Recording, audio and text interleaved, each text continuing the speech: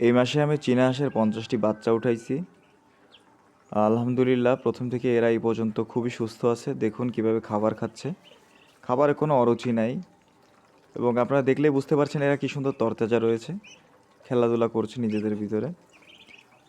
পানির পটগুলো চেঞ্জ করে দিব কয়দিন পরে, কারণ এরা আস্তে আস্তে বড় হচ্ছে। খাবার পটগুলো একটু বাড়িয়ে দিব, কারণ বড় হইলে আবার এইগুলোতে আর কি মানায় না।